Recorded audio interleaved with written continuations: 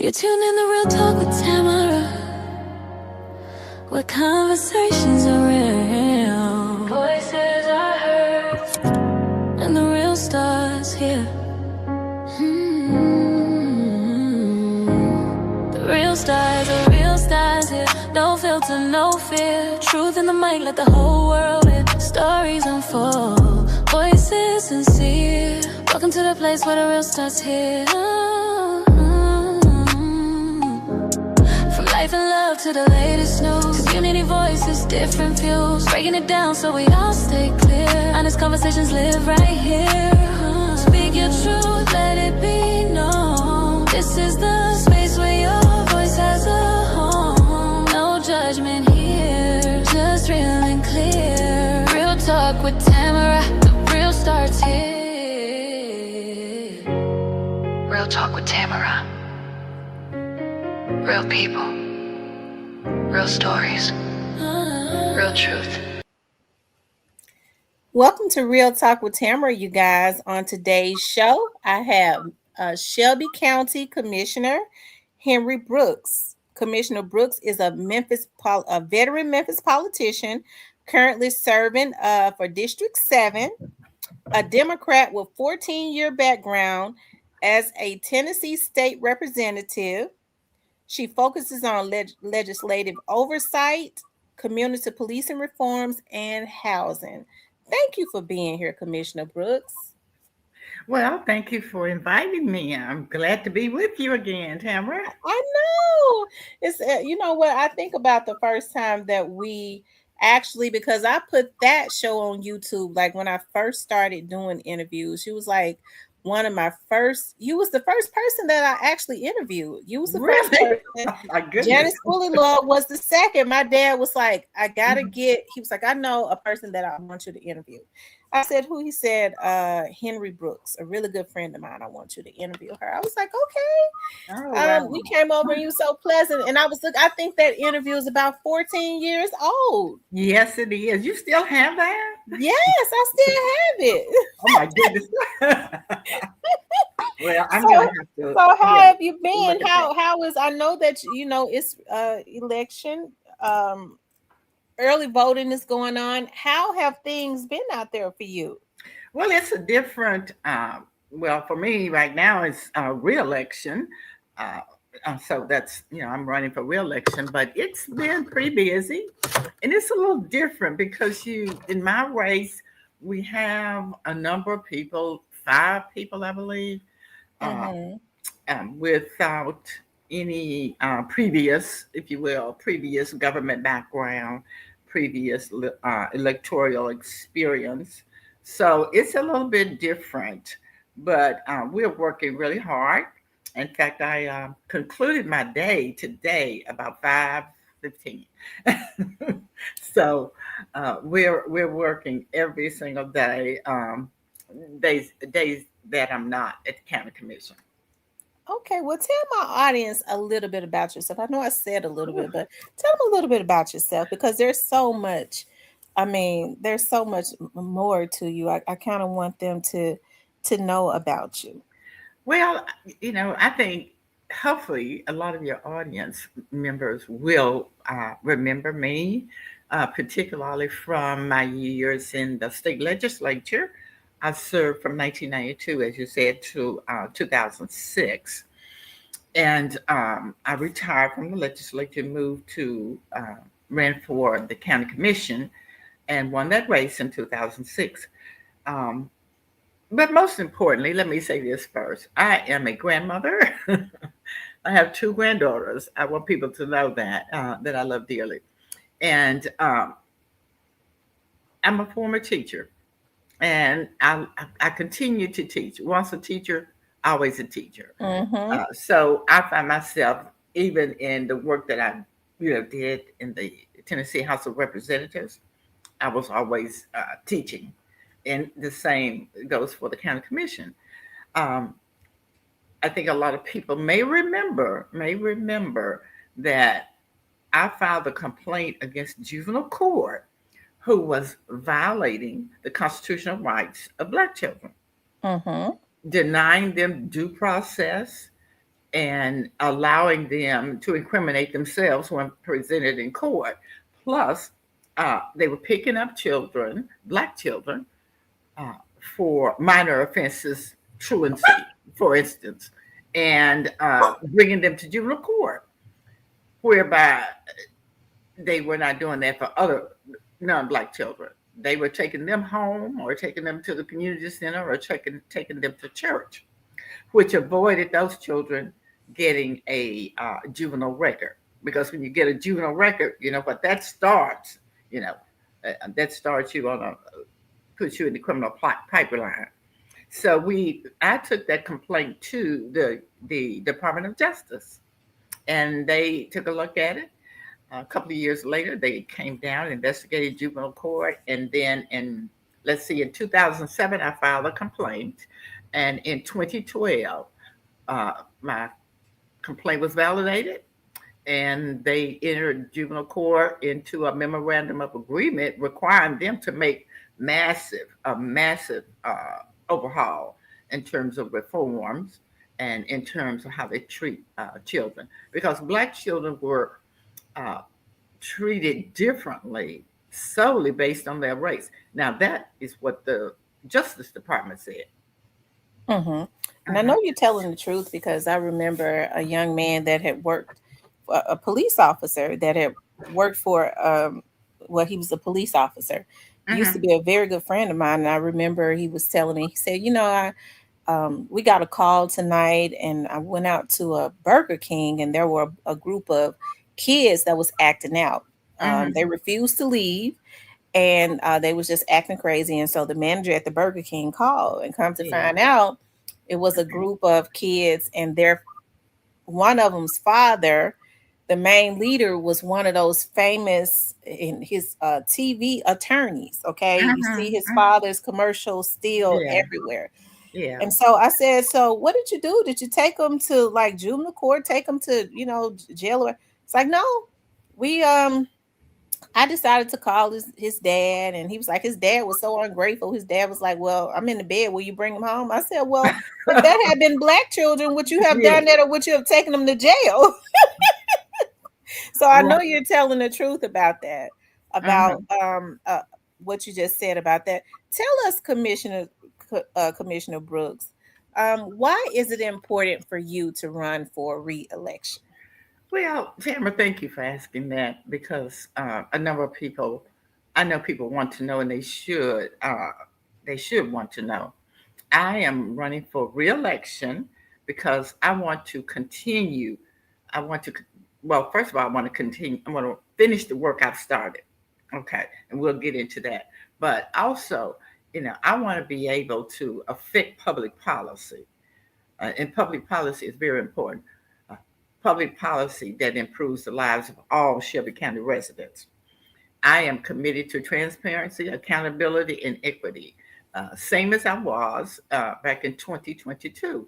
But there are some things that I do need to finish. And one of the most important things has to do with pilots, payment in lieu of taxes.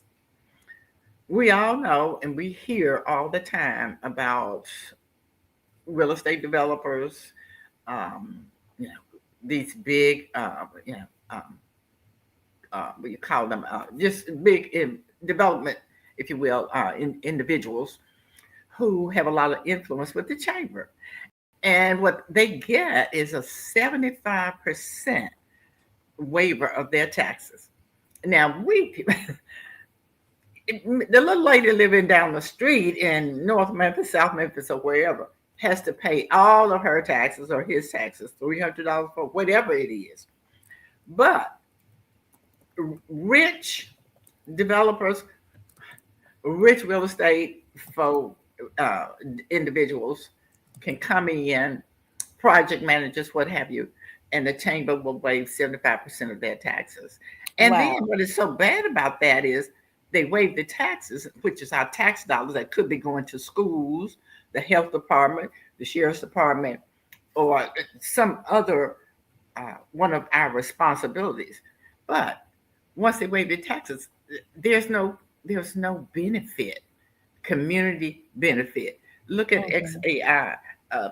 It they were kind of pushed into, and I'm not sure that those schools actually got what they promised or not, but either way, it's not worth the health benefit, if you will. That's not the kind of benefit I want. A good benefit from anyone that is going to receive a tax waiver. But that's one of the things that I want to continue. We have about 20 reforms, and those reforms are being reviewed by the county attorney.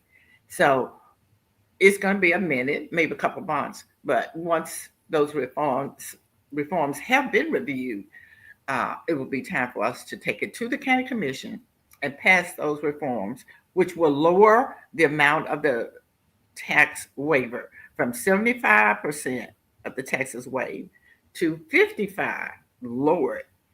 And then also with that extra money, we'll be able to, what we want to do is create an education trust fund, an affordable housing trust fund, and we want to be able to have some additional money to put into the general fund and debt service. When we put additional money in the general fund, then we'll have some discretionary money to send back to the neighborhoods. Mm-hmm.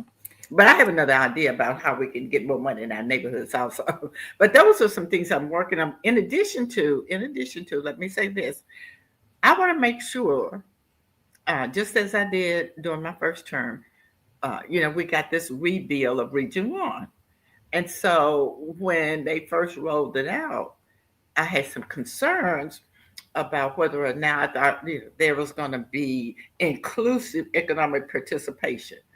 Black entrepreneurs, black construction workers, black uh, electricians, engineers, so forth and so on. So I wanted to make sure that there was inclusive economic activity, and I formed a task force to meet and to sort of be a watchdog over that process, because it's very important that we do keep Regional One. It used to be John Gaston. Mm-hmm. That's where I was born, and a number of people were born. Quite frankly, it was the only place where black women could go and have babies at a time when there was segregation. Mm-hmm. Uh, Black women could not, that was the only place they could go and have children and deliver their child. So we want to make sure that we keep Regional One.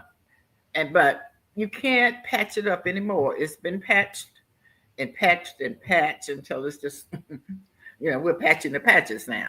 So it's time to Right. rebuild, right? And so I want to stay in place so that I can watch that process and make sure they stay on track, and make sure that everyone who wants to participate as they move up, move to different phases of the project, that there's no sliding backwards. We keep going forward with inclusivity. Okay, well, let me ask you this. Speaking of contracts, Uh-huh. do you feel that during your tenure, during your since you've been seated on the commission, that the contracts have been distributed equally as it relates to African Americans? Well, let me address the word distributed, because most contracts go out for a bid. It's a Right, process. for a bid. RFP, yes. And so we have an office called EOC, Equal Opportunity Commission, and that's part of our office. And they send out bids, RFPs, and what have you. So different kinds of packages for projects, contracts, if you will. So, and they have to take the lowest bid, but it has to be the lowest best bid.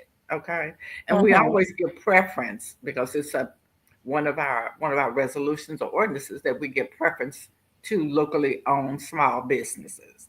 So, uh, during this last time, I can say that I have seen more Black participation than I saw the first time I served on the county commission. Okay. But we're in Memphis, so let's just be real here. We're in Memphis, Tennessee. Uh, we're in the South.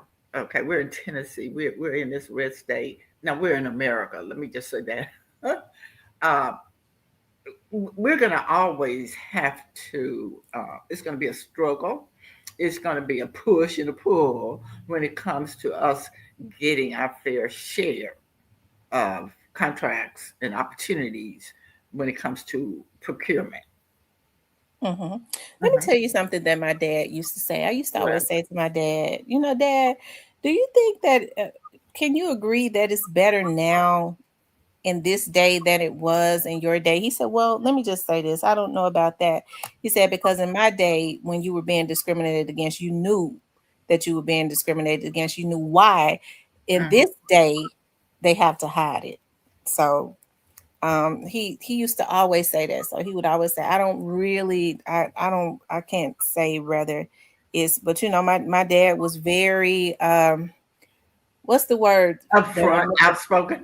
Yes, he I miss him so much. Yeah, I get yeah. to thinking about some of this stuff that's going on, and people Uh-huh. say all the time, "Your dad would never have stood for that." I go, Oh, "Yeah, I yeah, know." Rick or something. My friend knows.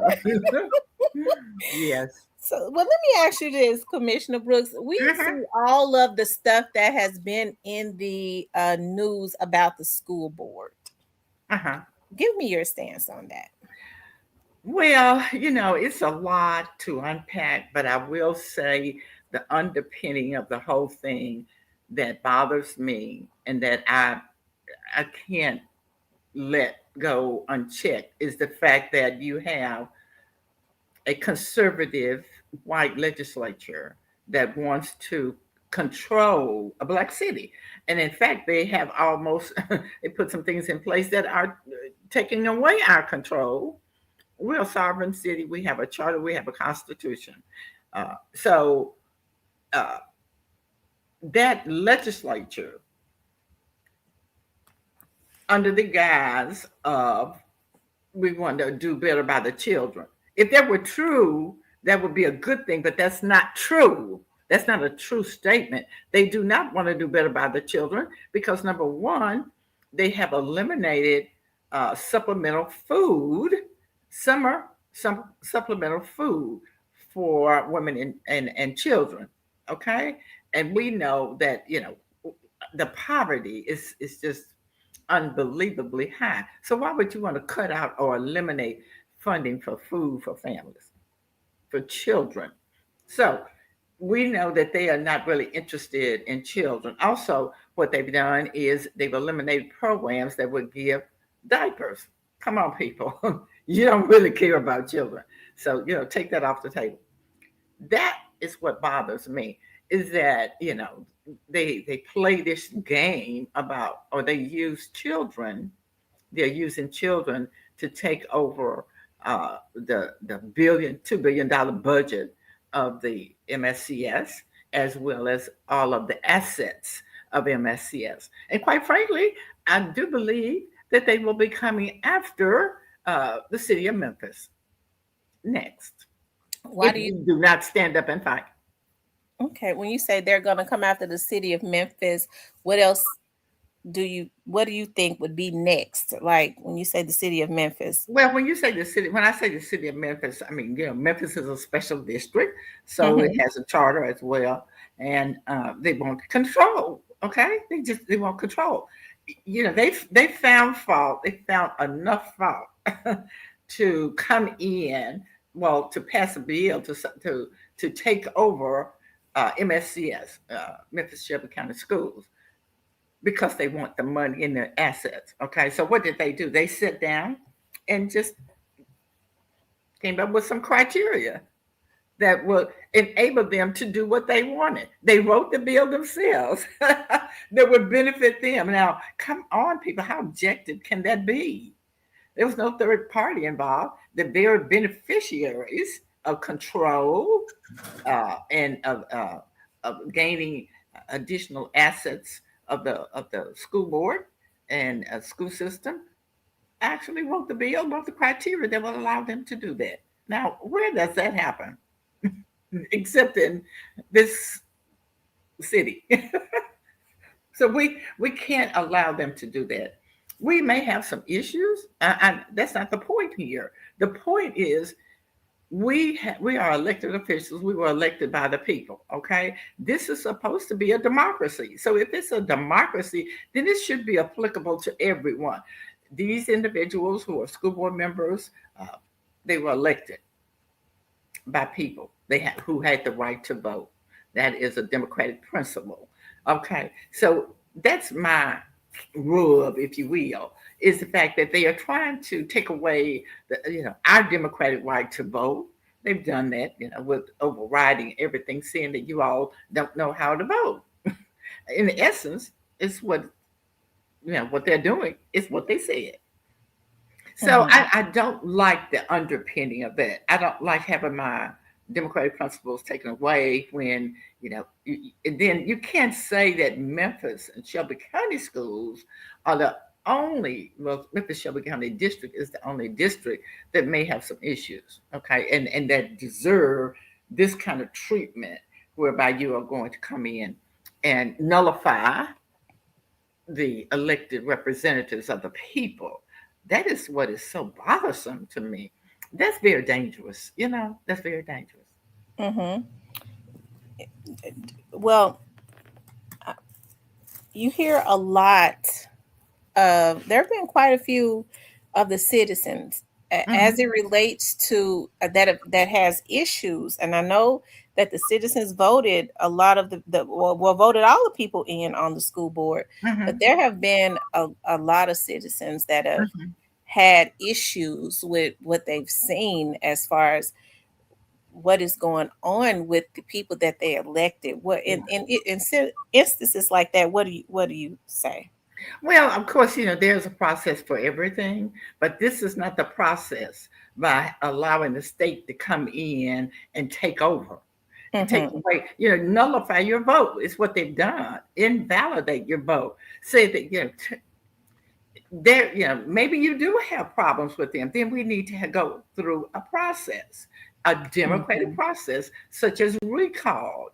But you do not come in, do not create a bill that allows you, who will be the beneficiary of any action or whatever that bill says or that can be done, you will be the beneficiary of it. We can't let that happen, because if so, then once they get to school board, as I said, what keeps them from going after the city of Memphis, which is just a special district Mm-hmm. within Shelby County? Okay, Mm-hmm. so basically, if let's back up, we should not have voted that no confidence vote. Of course, I did not. I voted no, uh, because I knew better. Okay.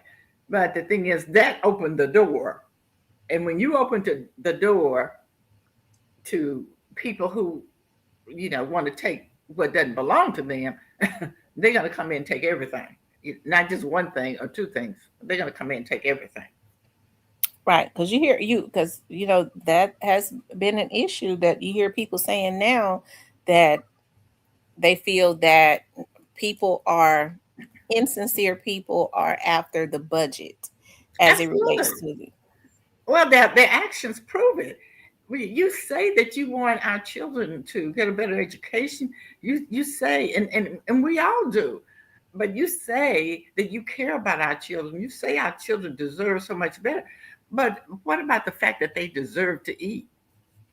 They deserve food. Yeah, you know this, but you still cut funding for supplemental food in the summertime. And that is so important for children to have that extra food because they are not in school. And when if they were in school, they would be definitely get breakfast and lunch.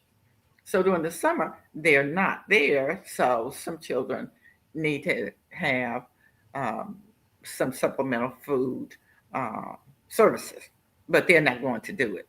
But you care about the children. So it's something not right with that statement. Well, you know what, you brought up something interesting, and Uh-huh. I think that's a process that people need to know where to start as it relates to recall, Uh-huh. because that is interesting when you elect people and they get in there and they're not um, fitting for the position, when they act out in the position. I mean, because I feel like elected officials are to be held to a higher standard, although we're all human now. Oh, absolutely, absolutely. But I, Mhm. just I don't Commissioner Brooks, just some of the, I mean, everybody's not a lady like you. Oh no! Don't tell me that. And so I do believe that, as especially now, because you think about the politicians that we've had in the past. We're getting a lot of ambitious people to run, and somehow they're sliding in. Yes, And they are. Yeah. uh so yeah. Well, one thing for sure, and I would be remiss if I did not say this. And I consider myself a public servant. I really do. But one thing for sure is this: we all have a role to play. Yeah, I am the employee of the people who put me in office because they hired me when they went to vote for me.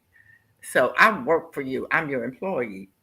But just like any other employer, you need to check on your employees.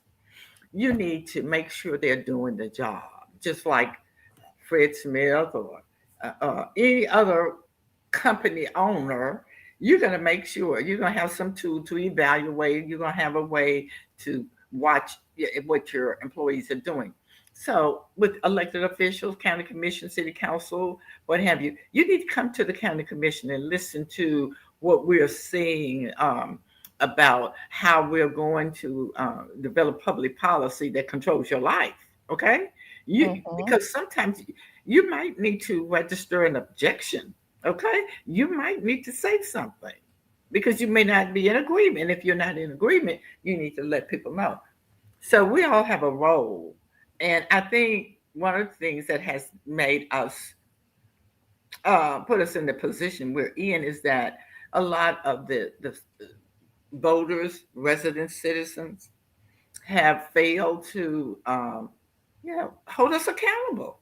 You've got to do that, and you can't hold them accountable unless you do what? You got to check on them. Okay, you don't have to come to the county commission. You can just go onto the internet. It's right there.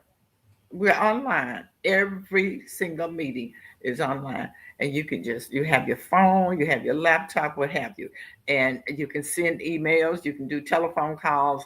I publish a red book with all of that contact information for all of your elected officials. I've been doing that since 1992 because I want to make sure that my constituents know how to reach their elected officials. But once I publish the book, I put it out there. It's free, no charge. You can call me. I'll send it. I'll put it in the mail to you. But you need to call. You need to let them know.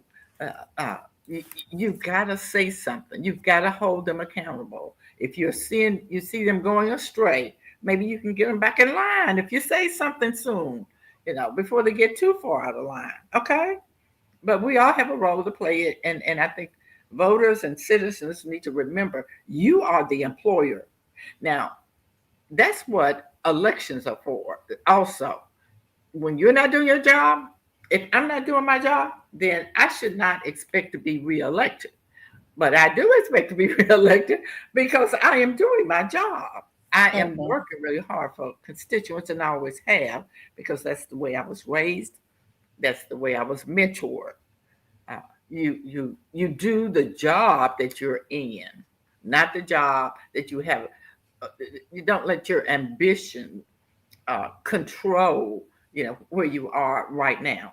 So what I'm doing, I'm working for my constituents, and I'm trying to improve their lives. I'm trying to develop public policy that will improve their lives, and that's what I'm supposed to do.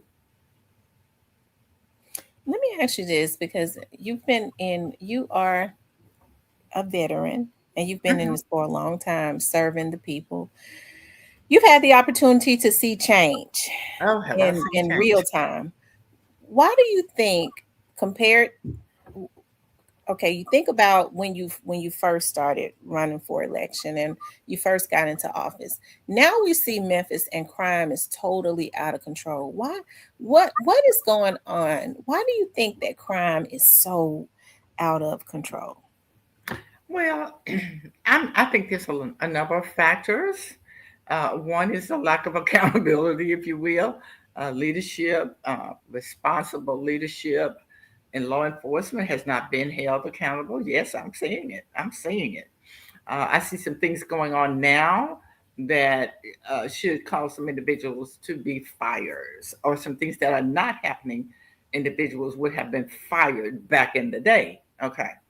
Uh, Mm-hmm. it seems as if we have given up the reins. We have allowed uh, leadership, not well, yeah, political leadership, free reign. Okay, free reign, and it hasn't benefited us, and so it's gotten out of control now. Okay, it's just gotten out of control. Uh, Another factor in crime is that there's not anything to do in Memphis. Everything is centered around what one elitist group wants to do.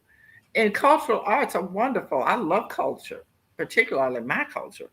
But also, I think this, we got to have something for our children to do that they enjoy doing. And a lot of the things they enjoy doing, I don't know what it is, but, they do. So, we need to make a space for them to have some input in terms of what they want to do, and be able to do it in their neighborhoods.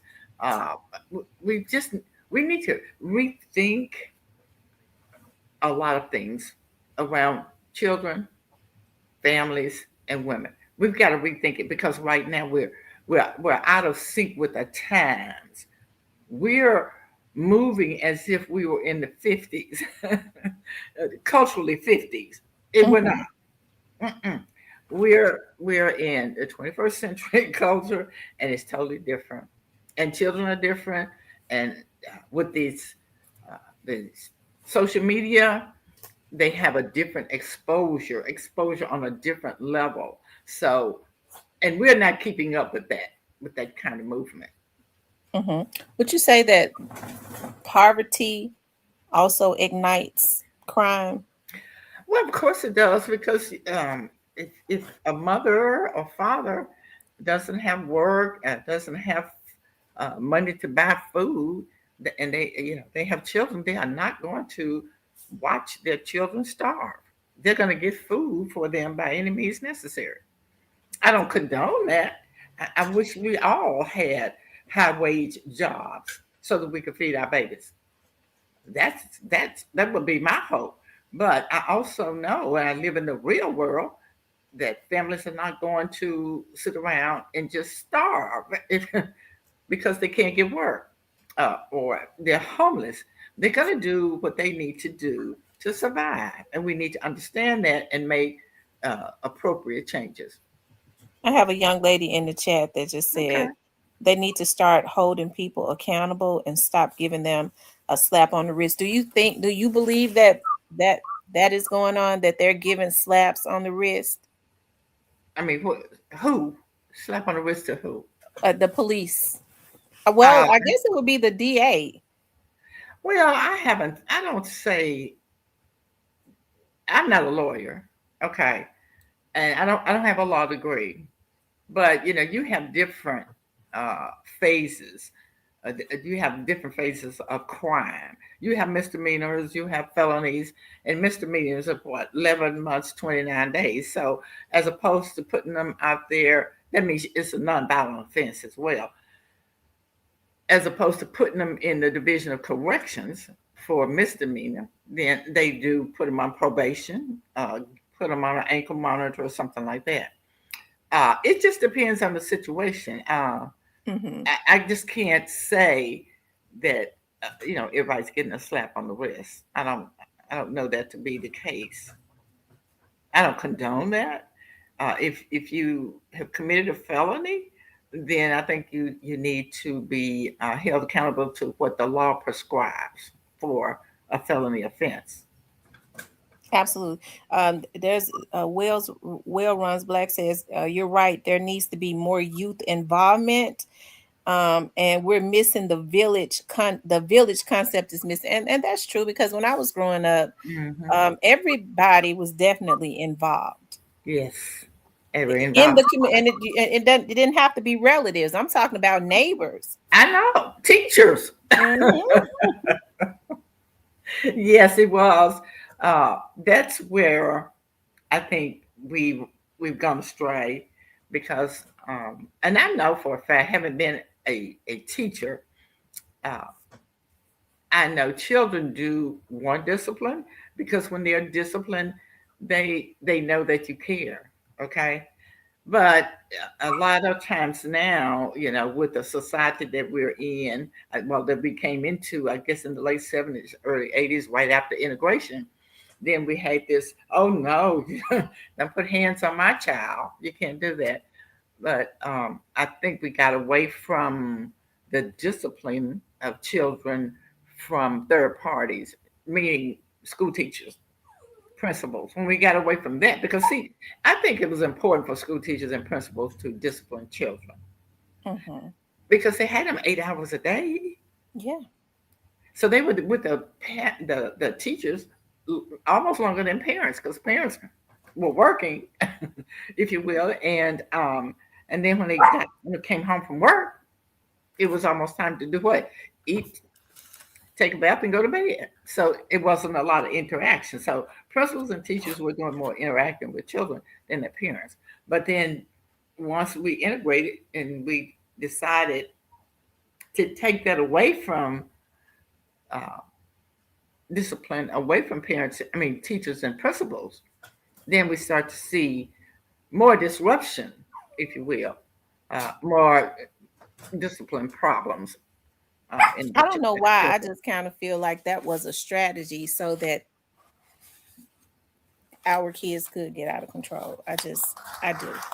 Well, Because there's we always a were strategy. disciplined in school and it didn't kill us. I mean, it just didn't. It kind of kept us in line because we Well, know we didn't want to yeah, go to the principal's office. right, right, and you would straighten up real quick. So, uh, I wouldn't deny that there's a grand scheme, a grand pattern, or strategy for everything, and that's a whole nother conversation. I know.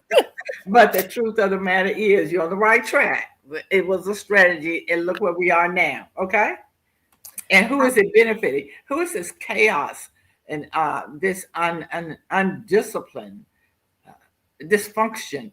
Who is it benefiting? the Okay, private prisons and the thank lawyers. you. Okay, and we do not own one of them. Yes, And really. speaking of that, Mhm. there had been a lot of backwards and forwards about the new jail. Are there any updates on that?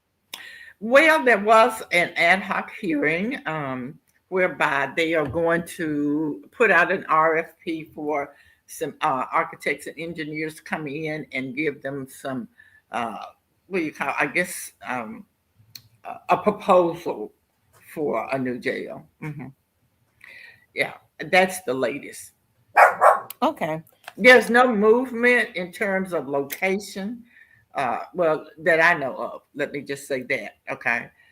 The only movement has been let's do an RFP to get some architects, engineers in to tell us, you know, to submit a response to an RFP. Okay, because I know on the news that they was talking a lot about they didn't know they wanted the jail to there was just a lot of back and forth about where it would be and the uncertainty of it. And Well, yeah. Well, let me say this. Let me just say that there has been a study already commissioned and paid for by uh, the sheriff, Shelby County Sheriff Floyd Bonner. And that study suggested that it be placed out at Shelby Farms or Mullen Station. okay. Yes, ma'am. I want to ask you this, Commissioner Brooks. Mhm. What do you think are the top three issues that's facing our county right now? Oh my goodness, the top three issues right now has to be, uh, of course, public safety. Well, let me education, uh, public safety, and high wage jobs. High wage, the lack of economic development, workforce development, and high wage jobs. That's all one. Okay, Hmm. so that's three right there. What Uh, is it going to take to get better jobs well, here? we're going to have a mindset. It's going to have to be a change in the mindset, and we're going to have a change. Yeah, but you see, that's why it's so important for voters to hold elected officials accountable. We can't continue to allow the Chamber of Commerce to keep us in this plantation economy. Okay, Hmm. logistics and warehouses. That's all we do. Okay, $15 an hour, maybe 18. Yeah, most these jobs do not pay a living wage. So we need to move from logistics and warehousing and retail jobs to technical manufacturing, the kinds of jobs that really it's what's in the culture now. What people are doing. People are doing computers. They're doing all of this technology, but we're not teaching that. We do not have workforce development or economic development training around the trending jobs. We're still back in the 50s, putting stuff Hmm. on the shelf and hauling stuff in a truck. Come on.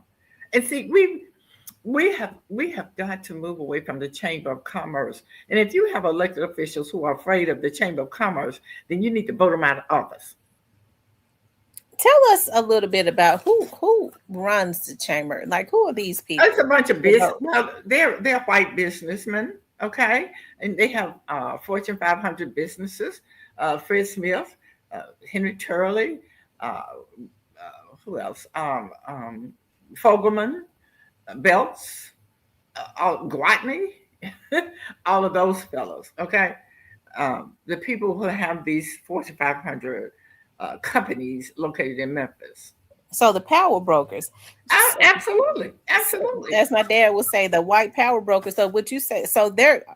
I mean, so are they basically the ones running the city? Well, if you look at it, we're not running. The elected officials are not because they are not moving toward jobs that their district is calling for, that district needs. They are not moving toward making the kinds of changes that their district needs. Say, for instance, look at public transportation. We almost don't have public transportation. It's in shambles. We have a runaway Memphis like gas and water. We have uh, pilots, if you will. You're giving these individuals who come into town and build these luxury apartments, you waive 75% of their taxes. And why are they doing that? Because they are afraid that they will upset. If they don't, they'll upset the chamber. And then who knows what the chamber does for them? I don't know, because the chamber doesn't do anything for me except get on my nerve. Hmm. That's it. And until we put people in office who have the courage to stand up and say, enough is enough. We're not going to do this anymore. We're doing something different because we need different outcomes. We need high wage jobs. Okay, our children need to have places to go, safe places in the neighborhood to go. We need a functioning public transit system. We need our critical trauma care hospital to be up and running, and we don't need anyone bashing it. Okay, and then of course, we need to have our school system that is uh, enabling our children to graduate, of course, and be able to have career opportunities wherever they want to have it, whether it be college or vocation or whatever. And they should be functioning on each and every grade level. Mm-hmm. What But would it we take need to to be get at the like water? core. Because I was in Pigeon Forge last Mhm. year, and even when you go down to Alabama, like to Gulf Shores, every time I mean, it's so many different water parks. Like it's something for really invest in their city for the children to have something to do. What will it take to get like a Liberty Land back? Not only was it something for the kids to do, it also Mhm. provided summer jobs. It did. Well, political will. You can't give in to the power brokers. Okay. Like on a county commission, it takes 7 votes. 7 votes, you can do whatever you want. Okay. Because it's 13 members, so you just have a majority. But it takes the political will to move the needle. And that's why it's so important. And that's why I had voter education forums this summer, September through November, to teach people or help inform and educate people about how voting, if you will, the connection between voting and survival issues, the connection between voting and issues you're concerned about. The person, you need to check out these people that you're putting in office. Let me just say to you, I was at a forum today and oh my goodness, it was scary. Some of the things that I heard two of my opponents saying. Maybe I shouldn't say that, but literally scared me to hear some of the things that they were promising and knowing that they may have a shot. They may have a shot at winning. So I'm saying that you all need to come out and listen and see if what you're hearing actually makes sense. Because number one, you mentioned we have some challenges. Yes, we do. But now is not the time to change horses in the middle of the stream where you got some challenges. You need to have qualified, experienced people at the reign who will know what to do about these issues, these continuing issues that started last year, and they'll be going on through past August. So you don't need a newbie in here who doesn't know what to do or will have to be trained. You're going to have to rely on experienced, qualified leadership, whether they've been there 4 years or not, or 2 years or not. But you need to maintain that stability. You see what happens when you do what? Disrupt stability. You get chaos. And aren't we seeing that right now? Mm-hmm. Hmm. It's a lot of chaos. I've been It just is even with the early. dysfunction, chaos, and it's more to come. It's more to come. Trust me on that. Let's see. Um, what would success look like by the end of your term? Because we know that county commission is term limited. What would success look like to you at the end? If you're elected again and by Mhm. the end of your term. Well, after reelection, after I served 4 years, uh, then my success would show up as each community uh, neighborhood would have taxing authority, number one, which means not individuals or homeowners being taxed, but businesses who locate in our community. These different businesses, and there's one on every corner, maybe two or three. They take a lot of money out of our community. Believe it or not, we do have a lot of money in our community because we have a lot of social service money and federal dollars from food stamps and SNAP and all of that. They take money out of the community, but they fail to invest in the community. Uh, they fail to contribute to children's programs, parades, what have you. Christmas parade, tree lighting, none of that. So what I want to do is give each neighborhood taxing authority so that we would tax those businesses that are located within a certain mile radius. Just say High Park. whatever the radius or whatever the boundaries of Hyde Park are, whatever the square mileage would equal to, all the businesses within that radius would be taxed at a certain rate. And then as citizens, there would be an advisory board created, and the citizens would decide how to use that money. But it had to be used, put back into the community. That way we wouldn't go around with our hand out, okay?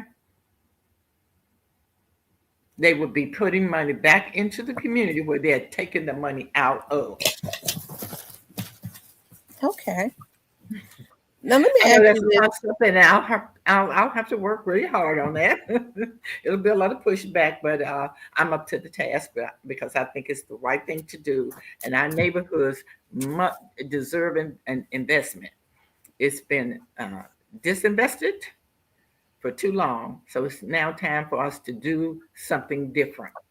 If you're not going to bring those high wage jobs, then we are going to find a way that we are going to invest in our communities ourselves. And trust me, Commissioner Henri E. Brooks, I have the public policy tool to make that happen. Well, let me ask you this, Commissioner Brooks. When they bring the high wage jobs, how can we ensure that they don't then bring in a temporary service to pay the Mhm. citizens pennies like they've been doing? That's Listen, let me tell you something. That's a public policy issue. Again, the legislature passed that law. So as long as it's lawful, they can continue to do it. Now, let me tell you what I did. I filed a resolution, uh, I guess several months ago before the General Assembly adjourned, and I sent it to allow Memphis and Shelby County, rather, to opt out of temporary services and right to work. Just, let on a temporary basis. Let's just try it and see. But no one picked it up. But that's what we need to do. But until we can get individuals who want to see us do better, as opposed to the folk we have up there now who do not want to see us do better, we're going to keep those temporary services. They've been there forever. And people know what happens with those. You see, it's they take money away from the unions, of course. Well, they diminish the power of the unions, and of course that's horrible. But that enables them to not pay their fair share again in terms of tax dollars. So Uh, Go ahead. when these businesses come in, are there any negotiations? Because I do know that oftentimes, in order to lure them in, or to get them to come to the city, they get tax cuts. Can there Yes, be some type of negotiation before? And this is what I'm asking. Just a question before they ever even come, that you cannot bring in, because I know they do it under the guise of, oh, well, the temporary services vet, where you can get any investigative company to do background checks before you bring anybody in, if that's what you want to do. But but that's kind of what they use. Well, the temporary services, they kind of vet them for us, and but I think it's just a way to consistently pay pennies to the people within the community. So is there something that could be before they come, when there are negotiations for them to come, can that be laid out that they cannot bring in a but temporary service? yeah, well, you have to. Okay, understand what you're asking here. Look who is doing the recruiting. Who's bringing them in? We're not the recruiters. People who Mm-hmm. look like me. It's the Chamber of Commerce, and they want to Oh. keep this kind of plantation mentality. This plantation economy, if you will. Mm-hmm. This retail warehouse economy. So that serves them fine. They don't want to change anything. They want everything to be 1950s, pre 1950s when it comes to the economy because it benefits them. They Mm-hmm. do not want high wage jobs because then we're going to get, now that's, we ask the question, well, why? Why do you not want to bring in high wage jobs? Why do you not want to have economic development and workforce development so people can get trained? Everybody can make six figures. Well, then you're going to get into another issue of some people not having someone to look down on and be better than. Mm-hmm. Mm-hmm. Yes, we can go deep on that if you want to, but we don't have enough time for that. I know, I'm just sitting here thinking as Yeah. I even look at the people in the chat. I don't think that people, to include myself. I mean, I've heard about it. I don't think people really know. What's the word that I'm looking for? Um, Government, as Uh-huh. far as who runs what. Right. Who does what and who's responsible Right. for what? Right, right.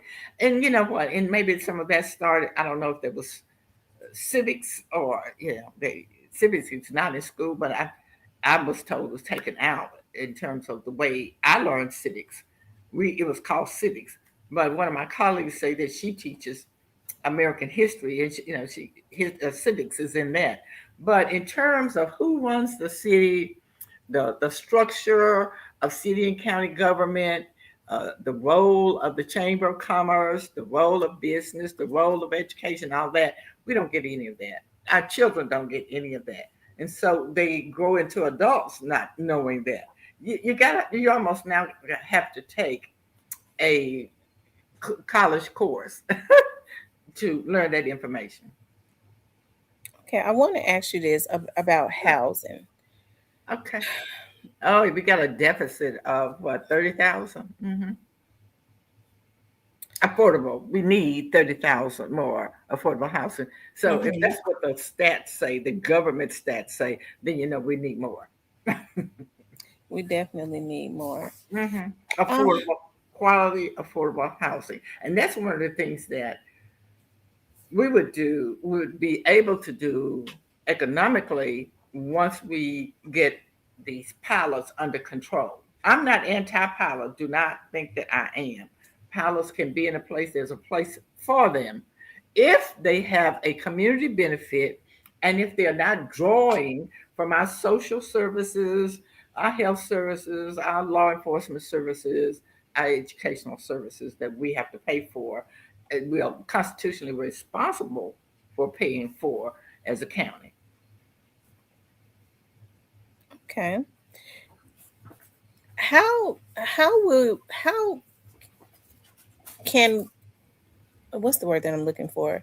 Because I think I know the answer to it, but I kind of want the people in the chat to know, how do you make county decisions more transparent to the residents? Well, what I do, we I always publish when we're going to be on. I always let my constituents know. Well, they do know because the Red Book tells you. And then, of course, we have what's called, we publish our agenda in advance. So that's transparency right there. But, it's important for us to have town hall meetings. Okay. You need to tell constituents. In fact, I got something I'm dealing with right now. You need to let your constituents, the public, your employer, your employers know what's going on in the county. Okay. So right now, one of the hot issues is the rezoning, okay, of neighborhoods. And I'm getting a number of emails, for mostly against some of the housing rezoning. And I'm reading those, and I'm looking at the entire issue. But we must have town hall meetings. We must have, just bring people together, explain what is going on, and let people have input. And everyone has to have an opportunity to say what they like and what they don't like about, a particular issue that you put forth or that is in front of them now, particularly something that has an impact on their home, neighborhood reconfiguration and all of that. That will impact your home. New development coming in, that will impact your home. And your home is the biggest investment you have.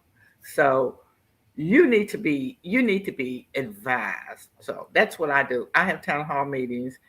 I send out notices, and I try my best to get to my neighborhood meetings, organizational meetings in my district.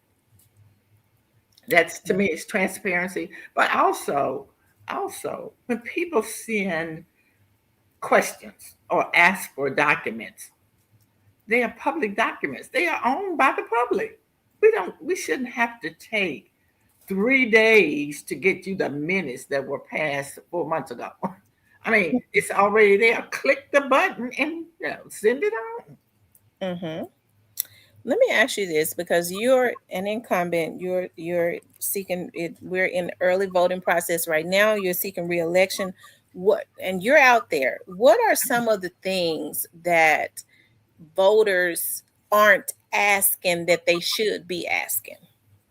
Well, I think the main thing is voters need to understand or need to feel confident that this person is qualified. And this person has the acumen, if you will, to to to do the job. That is, that they have a background of service. They've been exposed to some of the work that government work, or been exposed through an internship in government and what have you. Um, I mean, you just can't elect someone that just stepped out of a nonprofit. You can't elect someone that just come out of a off a farm or CDC. That's good, fine, but who doesn't have a connection or exposure to the governmental process, and who really has disdain for the process. And I'm seeing that out here in these forums when we talk about process and we talk about structure and systems that we have to work through to get something done. Then you get these newbies or these wannabes who will say, "Oh, that's just an excuse." Oh no, baby, it's not. Mm-mm. There are processes and systems and structures that you have to work through to get something done. And if you think about it, everything has a process. I got some people. I got somebody texting me right now. Please ask her this question. Okay. Um, what does it take? Because I remember a time where government jobs were, everybody wanted a good government job, and what this employee, this government worker is has just texted me is, what does it take for, I guess, the government, for the employees to continuously get um to get raises? I guess that wouldn't, would that be like start with their department head? Oh yeah, that's up to the individual uh, department. Like the mayor has raised, Mayor Lee Harris has raised all county workers up to $15 an hour. I mean, that's the minimum. Now, most of them make more than that, but that's the minimum, $15 an hour. Now, keep in mind, the state of Tennessee has not raised the minimum wage since we had, since minimum wage language came into the lexicon, okay? It's still 2.25. I mean, that's how archaic the state legislature is, and as a system, and then the minds on the same level as archaic.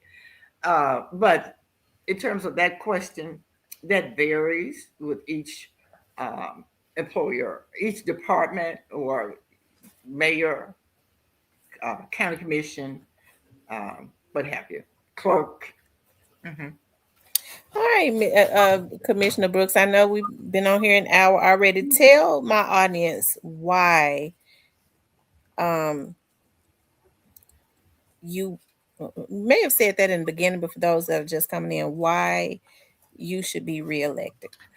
Well, thank you, Tamara. First of all, thank you for inviting me to come on. I felt so comfortable talking with you. I guess I just feel like you're my little girl.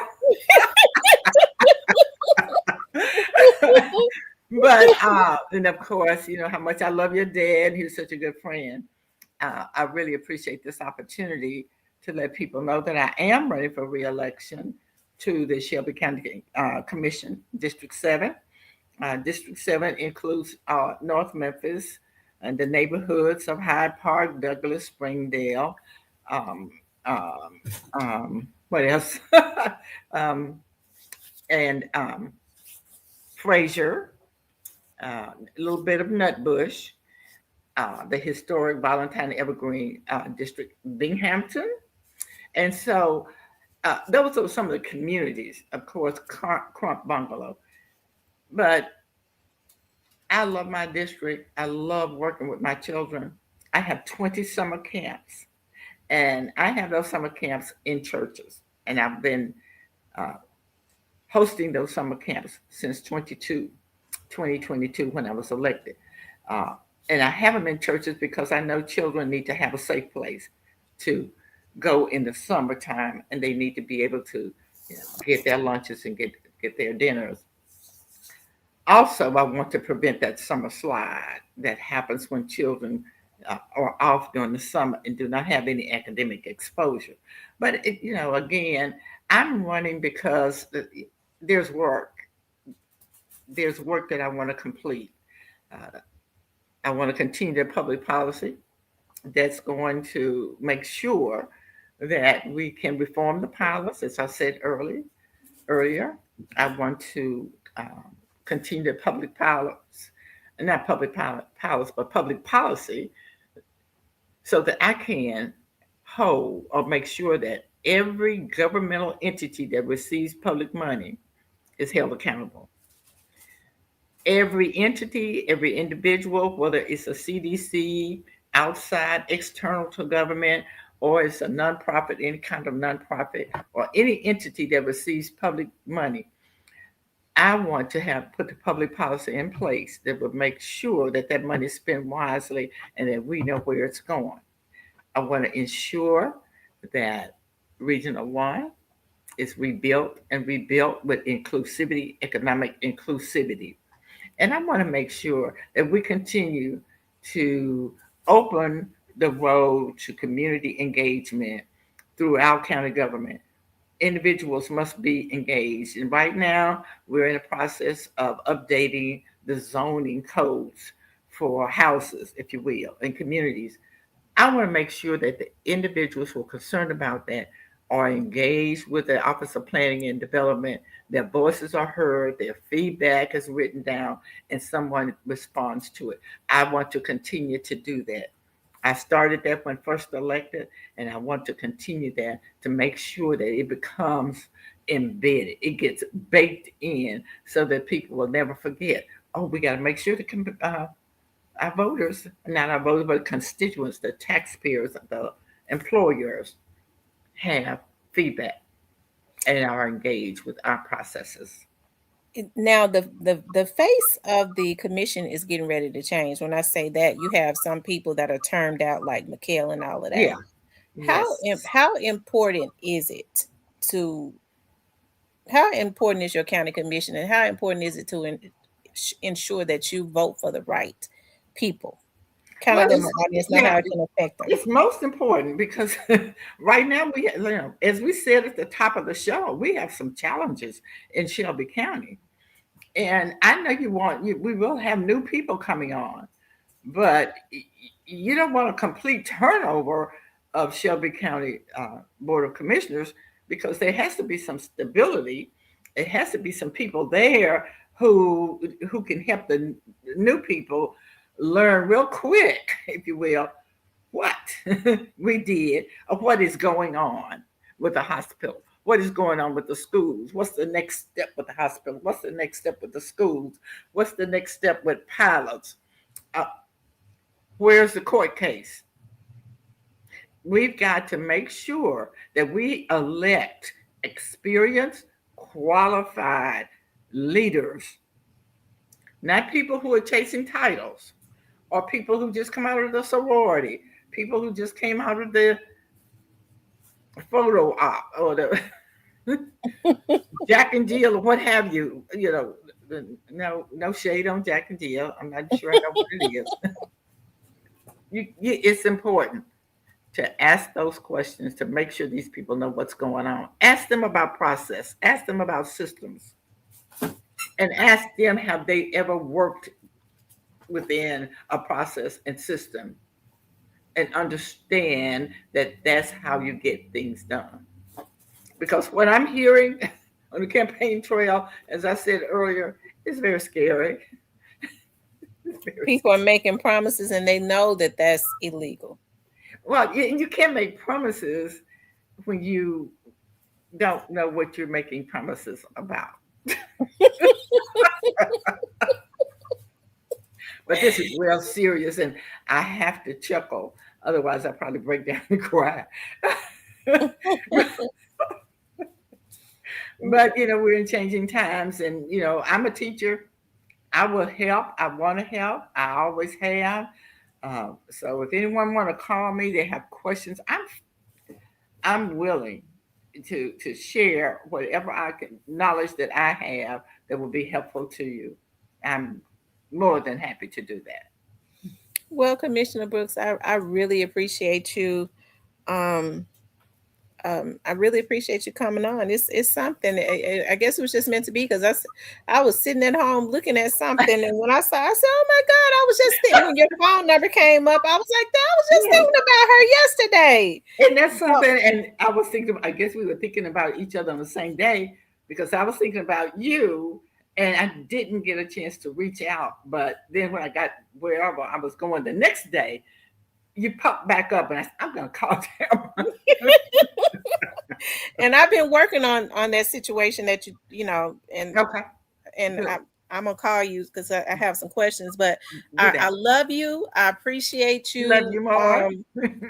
Coming on as always. You definitely was one of the first faces that everybody knew when my dad first. I told my dad, you just threw me on TV. You gonna do a show, and I'm gonna call Henri Brooks. She gonna come over, and I said, just threw me out there.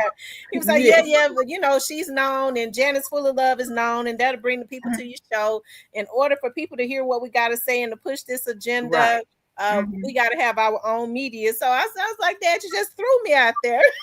Well, you're doing a wonderful job, Tamara, and sometimes that's what you have to do. That's what they say. You throw the baby in the swimming pool, and well, not the baby, but they push you in. That's how I learned to swim at summer camp. Miss Withers, she just pushed me. It was either swim or drown.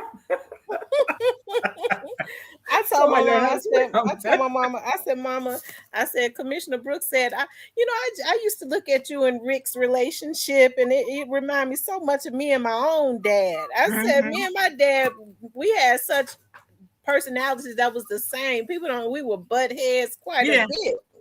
But I knew when to back down, okay, because he funded everything. When he started putting the T on it, and I'm not gonna do it, period. You gonna change that period. I said, okay, I'll go and back down, Dad. Yeah. Well, that's Dad. Dad says. Dad always gets the last word. That's true.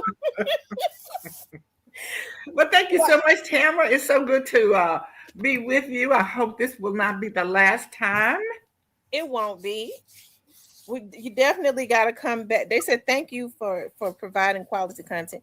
Well, I'm glad Yeah, you come thank out, you and I all for think listening. it's important. It's imperative that people know who their county commissioners are, because Yes. a lot of people within our city and county don't they don't necessarily know. So I think it's a good thing to start putting a face and letting people know who they are and that they Absolutely. can call their elected officials. A lot of people don't even know that you can call your elected officials. You can call them, or you can email them if you have questions, or you can go down to the county commission.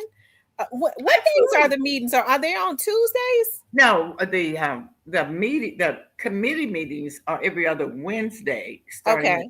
8:30 a.m. And the commission meeting where we do all of the voting on everything, that's every other Monday. And we have one coming up this coming Monday. Let me give my telephone number or that at the commission, Okay. 222-222-1000. Okay. So you can call me. And if you need a red book, just call, and the receptionist will take your name and address, and she'll mail you a red book. And it has all of the information you need to contact county commissioners, city council, state representatives, any of the clerks, trustees, sheriff, all of that information, the city and county, is in that red book. And I Commissioner would Brooks, be I happy know to. you got to go, but there's a young lady. Just with this last question, and I think it's a valid question. She says, "What do we do about all of the children who can't read?" Well, you know what? We've got to ensure one of the things I suggest, and I know a lot of people won't go along with me on that, but we need to start asking our churches to step up to the plate and let's pick up some of this slack. Okay. A lot of our children cannot read, and that's horrible. I do not like that. But we can't hold them all back because you may have some 18-year-olds, 16-year olds in third grade. We need to ask some of our churches, and I'm sure that funding can be found to do some literacy classes. Let's ask some of our nonprofits to do literacy in communities, okay? As opposed to some of this entertainment that we tend to gravitate toward. Let's start looking toward having more literacy classes. And we have enough churches who have enough funding and revenue that can do that. If it's only 2 days a week, 3 days a week, children and parents, literacy classes in our churches. And here's another thing too, I think that they should bring back. I don't think they have it no more. I used it when I was in school. It helped me so much. That Mhm. was the homework hotline. When I would get Oh, home, when I didn't absolutely. understand something, I would call, and those teachers would help me with my math problem. I don't know if that Yes. has to be a budget set aside where they're working after hours, but that is needed. Well, you know what? Yes. And you have a retired teacher organization. And I contribute to them because I'm a retired teacher. That's not why I contribute to them. I contribute because I have so much respect for them. They are willing to do, I mean, you can take, they'll take on any task. Uh, we can call on retired teachers. They'll staff a homework hotline. We don't call on them enough to do things. I attend some of the meetings, and they say that we're here, but no one's calling upon us to do things. Oh I put wow. mine to work in my summer camps with my literacy. Well, I need to know. I'll start running. I'll like run an ad or something because kids definitely need to know They that do. there's teachers that they can reach out to if they have questions, especially like after hours. Because when I would be doing my homework, there were Uh-huh. things, especially I could that calculus and stuff really Oh gave yeah. me trouble. I always had to call the homework hotline. Well, let me just say again, we'll figure out a way to tap into the Retired Teachers Association, and maybe something. That sounds like a great idea to me. Now that we're talking about it, maybe we can come up with a hotline and have certain ones to staff it. In various shifts. Hmm. Hmm. That would be Because they're awesome. willing to do it. Yes, that would be Yeah. so awesome. Yeah. Absolutely. Absolutely. Well, Yeah. I really appreciate you coming on. I Thank love you. you. You have a good day. I'm going to give you a call probably uh, real soon Okay. because I have some questions about something. But I Okay. love you. Thank you for Love coming on. you. You have a good night. You too. Thank you all for listening and Uh-huh. watching. Bye-bye. Bye. Shout out to Commissioner Brooks for coming on. A longtime friend of my father's. It was Commissioner Brooks. She was Representative Brooks at the time. My late father. It was her, Miss Cornelia Crenshaw. Um, it was them that when my dad started to run for office, it was them that really got behind my father. um, Miss Commissioner Brooks started to, because she was already a representative, she started to introduce my dad into I guess, the political circle. She started to help to make him known. She started to help him with, especially after Miss Crenshaw had passed away. It was Commissioner Brooks and my dad always appreciated her for that. So my dad would always make sure that when she ran, that those organizations that he had a lot of influence over got behind her. So I really appreciate that. And then she was the first guest when I first started my TV show 14 years ago. Commissioner Brooks is something I want to pull that up too. Let me show y'all something. I think it's been 14 years because I was so excited. I actually put the show on YouTube, y'all. I should have pulled it up while she was on here, but I know she had to go.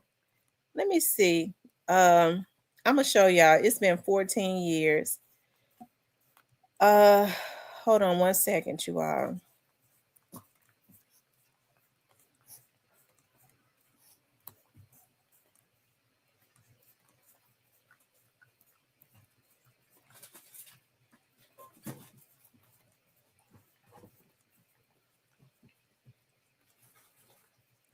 Hold on, y'all.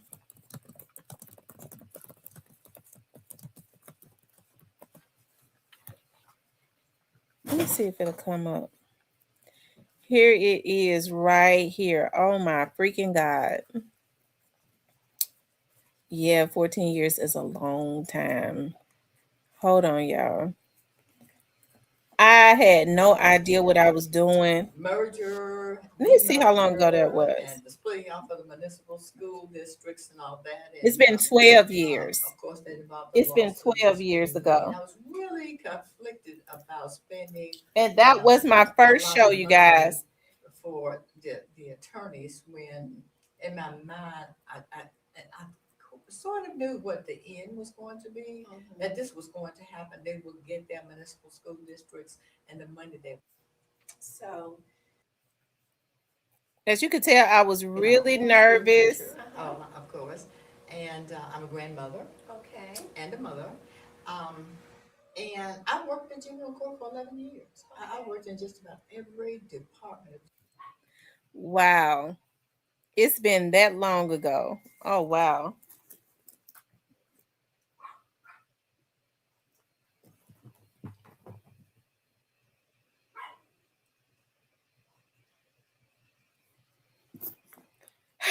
Wow, that brings so. And my dad was sitting I remember my dad was sitting there in the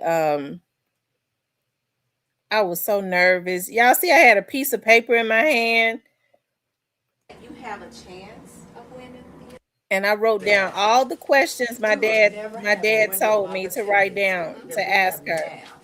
At the juvenile court, we have an opportunity to give our children a chance because I'm looking at my hands now, and so that's an open seat. But I was shaking. My hands were shaking. I'm looking at how my hands are shaking. The clerk's office is another real vital piece of this whole.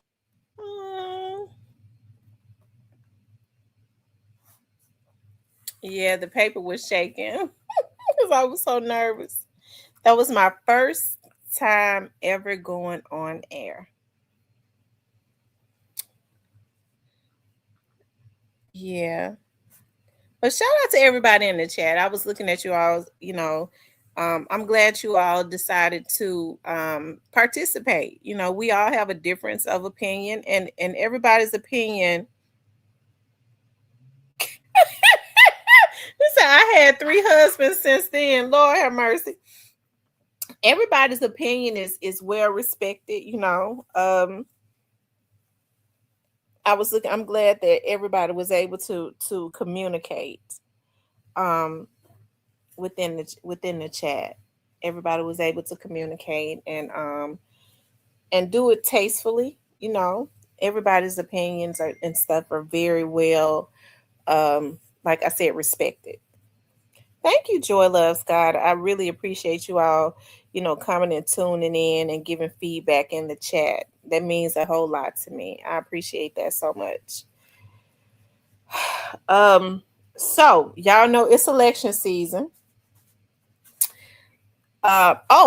Stephen, that's what I was getting ready to say. Me and Steve Mulroy, okay? Steve Mulroy, I sent him a message last night, and he assured me that he was working on a day that he could sit up here for an hour, okay, and talk, okay. For some reason he wanted to come and sit in the studio. But I told him this is better where you have a live audience, and then afterwards I'll download the show just like I'm doing all of the shows. Um, like on here, I am going to, like with Commissioner Brooks' show and like with Heidi's show, all of them. I download them, I interview them on here, and then I download them and put them on Comcast 31. And so I think Steve's show is going to be really good. I'm working on something with Mayor Paul Young. So I know that he's a very busy man, and Paul is a very good person. So that's something I'm working on. He had already said that he had already agreed to come on. Um, Steve had agreed to come on a long time ago. He reconfirmed it last night. So um, hey, so oh Lord, he better be ready. Oh Lord, Stephen is going to behave himself. Stephen is going to behave himself. Stephen will behave himself.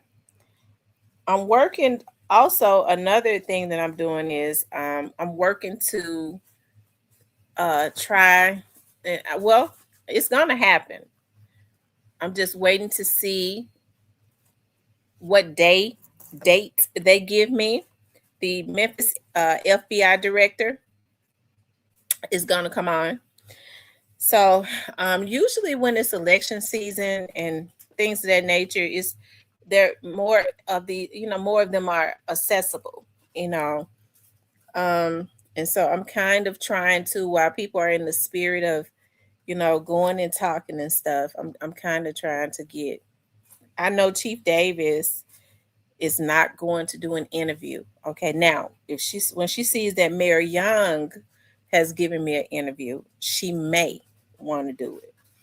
I kind of don't want to interview Chief Davis. I don't have any issues with Chief Davis, but I just kind of don't want to interview her. I've seen Chief Davis interviews, and she really um is media savvy. Okay, she gives real generic answers. So I mean, she gives real generic answers. So I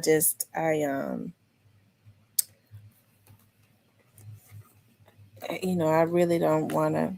I kind of, what's the word I'm looking for with Chief Davis? I kind of sort of,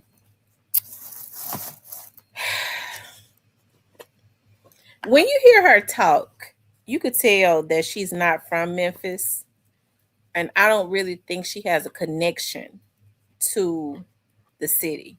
Okay. Whereas when you hear Mayor Young talk, you could tell that Mayor Young grew up in Memphis, and he has a connection. He has a, like, y'all hear me, I be talking a lot of mess. Y'all know how I be getting on here talking crazy about what they, the Memphians and what they do and all of that. But I actually have a real strong connect. I love my city. I have a bond with my city, as everybody does with their city, right?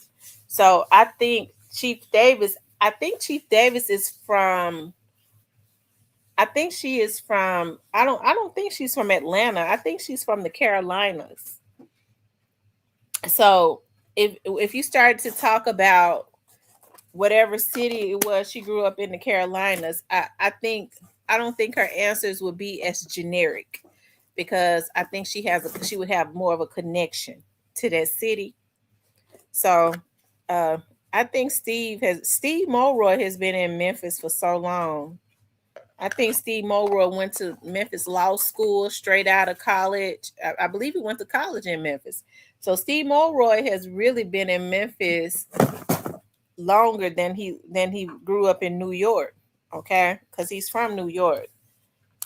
I think he went to college in Memphis, and then he turned around, went to law school in Memphis, and then he turned around, got a job at the law school. So he's been in Memphis basically his whole life. Shout out to Memphis. I love my city. I love my city so much. I stay the hell away from it. Oh Lord, have mercy.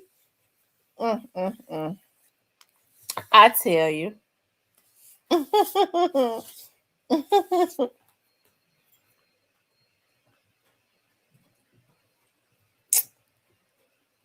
um,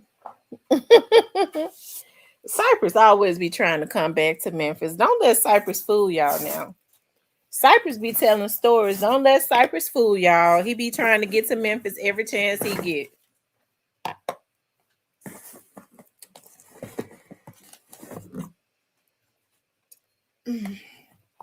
He do. He be trying to get to Memphis every chance he gets.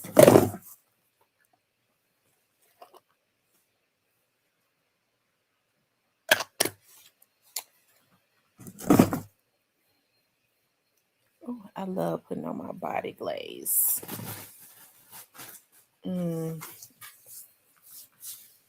I love to take a shower so that I could put on my body glaze. I love the scents. Tonight, I done pulled out my body glaze, the banana pudding. I'm gonna be smelling like a banana pudding tonight, y'all. I got the oil and I got the glaze, and it shimmers on my skin, on my chocolate skin. Oh, I can't wait to get out the shower. Oh, it smells so good. I got my blueberry in, my blueberry pie. I'm gonna be smelling like a blueberry pie tomorrow night. Tonight, banana pudding. I love those scents, y'all. I love them so much. Oh my God. I've been going crazy ordering now. He says, what kind of questions will I ask Steve Mulroy? I'm definitely gonna ask Steve. I'm not gonna attack him, but I will ask a lot of the questions. Um, I will ask a lot of the questions that people want to know about. If you want me to bring up the Young Dolph case, I am going to do that.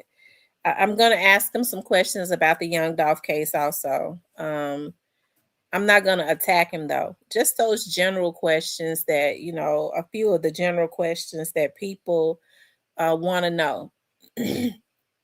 Yeah, just a few of those general questions. He's probably is because it's not too much that Steve could say about that case. Not until that case is now if you ask him in a few years when the case is totally over, he might can answer it. But I mean, regardless to whether the case is open in his office or not, he wouldn't be able to delve into a whole lot right now while it's still an open case. But like generalizations, if I said that right, general questions about Young Dolph and all of that, and I'm gonna tell you, because I saw Steve at a event. It was like a mix and mingle, okay, event. He walked in, went straight to the bar, and that's at that particular event they donated money to my organization. I was a recipient, and Steve walked in. He went straight to the bar, and I walked up and I started talking to him, and he was quite open, and I mean, I don't think Quit gone to trial. When was Quit's trial? Did Quit have a trial this year, or was it last year? This was Christmas, around Christmas time. Had Quit already been sentenced? Quit didn't get sentenced. He got acquitted. It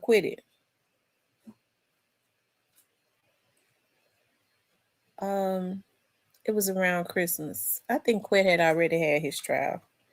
So I mean, he was quite open about how passionate he was about whatever it was that we talked about. Um Okay, Quet was sentenced last year. This when I saw Steve, when I talked to Steve, that was what, last year around Christmas time. So I guess this was after Quet had been acquitted, because Quet was acquitted what, in last August or something. Y'all know my brain and stuff. I be having so much stuff going on. I be getting totally thrown off of sometimes about the years, what year we in. Um, all types of stuff. I was so upset this morning because I was gonna go take my garbage and stuff out. I'm real paranoid. Okay. So anytime I walk out my door, I locks it. Okay. I don't care if I am going to the end of the driveway. I locks the door and take my keys with me. And so um I had gotten upset. And I was like, dog, where my keys at? Where my keys at? My mom was like, you just going to the end. Girl, go take the girl. I was like, no, I like to lock my door. Where my keys at? And I was so upset. And I had my mom on FaceTime. She said, I know that ain't the keys in your hands. Yeah, I had the keys in my hands. And I was getting mad because I couldn't find them. I did that one with my kids. Was like, Mom, you getting Alzheimer's. I call it Alzheimer's because a nurse told me that's how it is pronounced, Alzheimer's. There's a young lady that used to come into my chat named Paula. I haven't seen her in a long time. I think her name Paula Hall. She's a nurse, and she said it's they pronounce it Alzheimer's, but another nurse told me it was Alzheimer's, where the Z is silent. And I like to buy those big jars of hot pickles. I bought me a big jar, and I like to put them in a bag, in a little plastic bag, and put my peppermint in it, like I did when I was a little girl. And I said, dog, I could have sworn. What did I do with that pickle? And my daughter said, "Oh my God, Mama, you going straight to the old folks' home." If the pickle was in my hand, y'all. So yes, I listen. Remember the candy lady? The candy lady used to sell pickles. If I remember when pickles were 25 cents, and then they went up to 35 cents, and then they went up to 50 cents, and then it went up to $1. 75 cents and then $1 for a pickle. And so yeah, when I go into Cash Saver, I buy the big jar of hot pickles, and it has the peppermints. But I'm gonna tell you something. I don't trust everybody peppermints because I don't like those soft peppermints that melt in your mouth. I order my peppermints, the hard peppermints. I need to order me some right now off of Amazon. The hard peppermints. I like those. And I stick those in my pickle. Oh my God, it'd be so good. My mouth watering right now. I take some vinegar, some apple cider vinegar, and put a little bit of salt in it, and then I dip it in there. I'm a country girl for real, child. I am a country girl.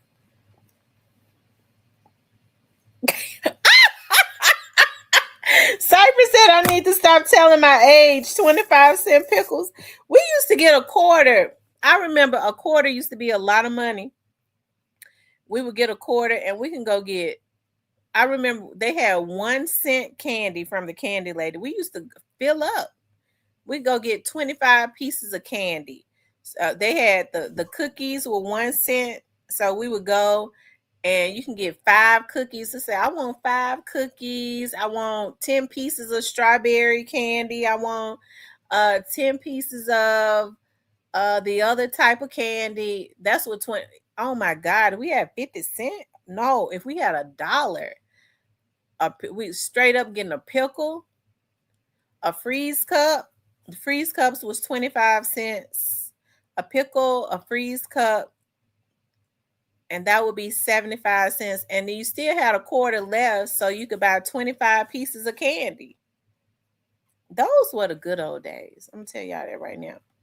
I still love stage planks to this day, like the original stage planks. If I go into a grocery, if I go into a gas station, I have to control myself. I know Steven is on here. I'll be like, I am not gonna look over there, because if they got the original, the pink stage planks and the long boys, oh my god, that's what I grew up on. Like I be trying not to look in that direction, but it seemed like every time I look in the direction, I walk into the gas station.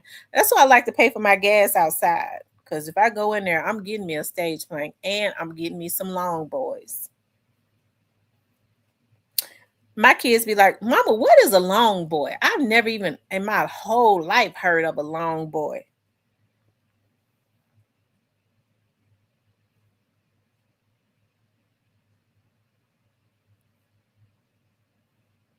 Now, long boys were never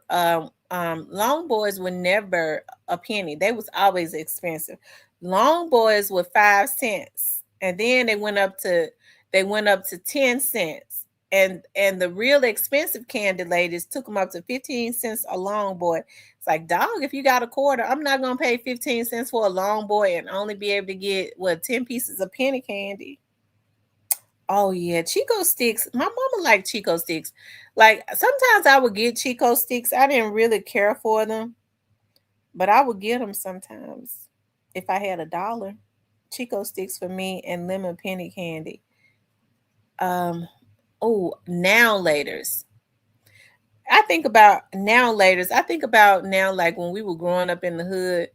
A lot of a lot of the way that we used to pronounce stuff, just listening to those older people, now laters. That's what we say. I want some now laters.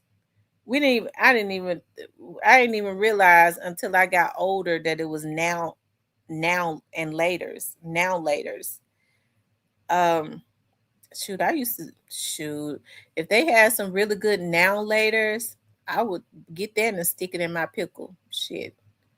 And it was good too. I like the soft now laters.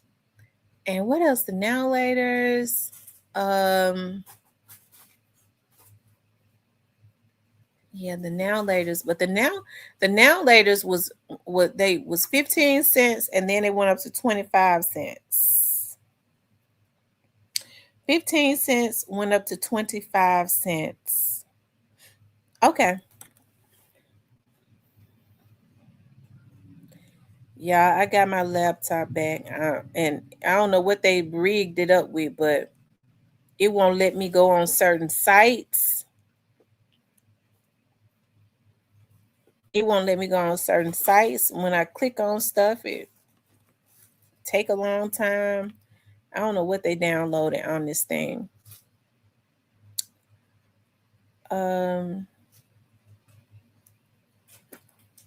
Oh.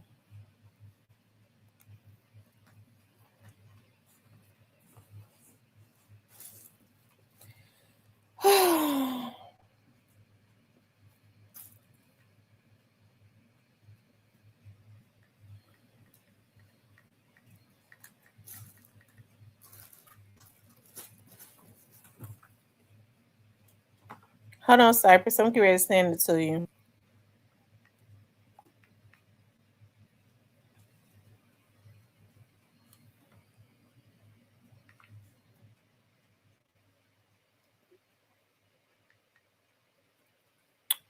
Hold on.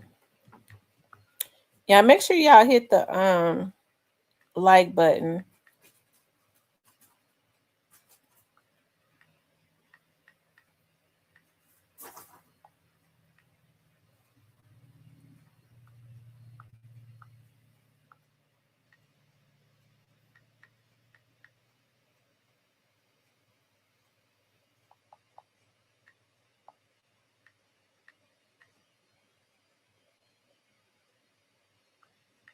Hold on, you all.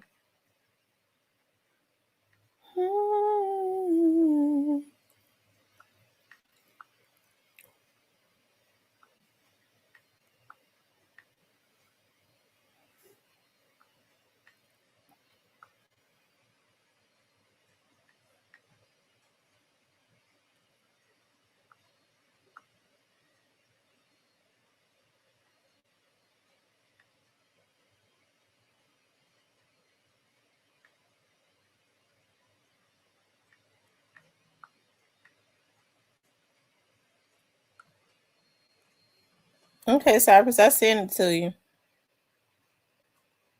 I hope it's right.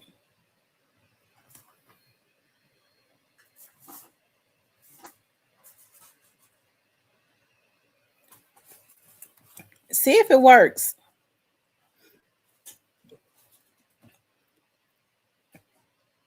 Y'all make sure y'all hit the like button for me.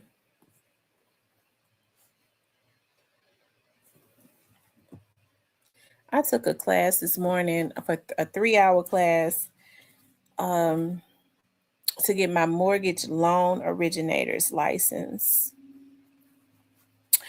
It was a very informative class. Before it's over with, I know I'm gonna have my license and everything, child. That's what it seemed like. One thing I ain't gonna ever be is broke, cause I'm gonna always be able to do something.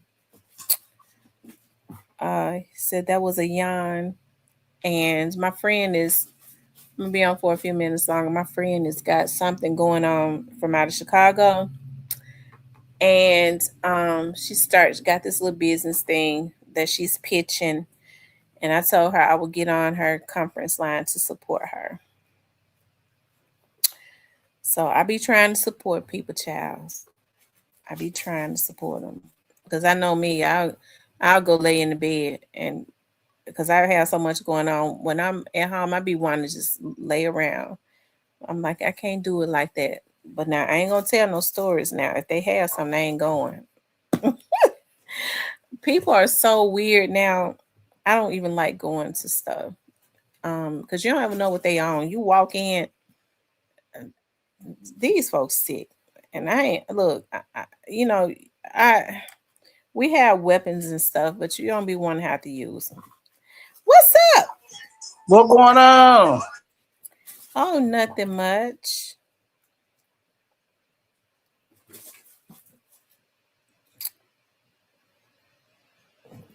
Yes, they are Deuce I Dizzle. had to check my ID. You said something about long boy. I know that's right. Did y'all have candy ladies over there in North Memphis? Yeah, they want some of the dumbest you never. They Try didn't with. Yeah, rob they them. were. They didn't go over there robbing the candy ladies over there in North Memphis, did because they like to rob. No. I'm joking. So, Well, I don't know what they did out how there. much was the long boys at your candy lady? They were cheap. They were cheap. I can't remember what price, but they were cheap. But you know what? Long boys was always, they was cheap. The way we think about it now, they were cheap in today's day. But back then, long boys were always like 5 cents or 10 cents. We wanted them, but we didn't. Then they took them all the way up to a quarter. It was like we're not paying no 25 cents for no long boy. I I used think to like. now when you go into the gas station when they have them, they cost $1. I used to like to go get them from the store. So I can get the hooker. I think I'm gonna go to Wayne's Candy and get me some and get the whole Man, darn they don't box. have nothing like how they used to no more. They don't. No. Oh my god! I I had to go get strawberry candy, strawberry cookies. Oh, that shit. They don't have none of this shit no more. I hope they got some long boys. Steven, I don't think long boys are bad for you. It's coconut. It's Yeah, healthy. yeah, yeah, yeah, yeah, Steve. So listen here, what did you think about my interview with Mr. N? It was sound like a lot of dry snitching from the end, but it was like Mr. N he ain't tell on nobody. hey, he was dropping some blue clues. You gotta catch. Well, now I thought I was sleepy last night. I kept dozing off when I was on here last night. That's why I had to go ahead and jump out. I went back and looked at it.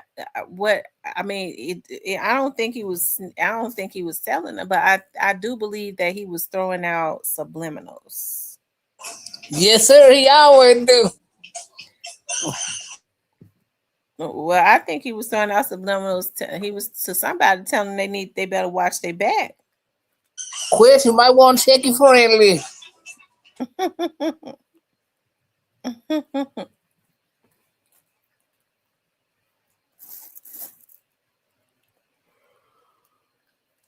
Have you seen Jessica Dawg lately? Has Jessica Dawg been in her? I hadn't seen him.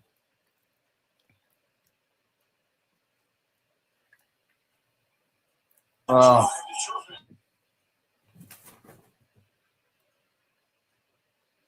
Yeah, so I watched a little bit of you did the review on the interview last night. All that I can remember see because I went to sleep. Yeah, he's done quite a few interviews. I was so tired. I really didn't feel like going over, but I think that was the most recent one that he did. I don't know what he got against Paper Route Wu, but he don't like Wu. Well, he says he hang out with Wu people. Yeah, but why he don't like Wu? Yeah, Wu is young enough to be his child. Man, we don't know what Wu done said or did.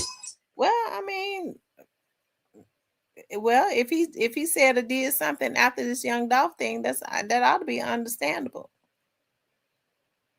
And people gotta quit thinking that man just hating on Dolph.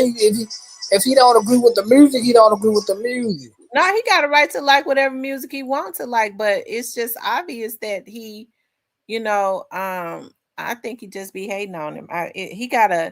It's not just because of the music. I think that he's got the same disdain for Young Dolph that he does for Paper Route Wu.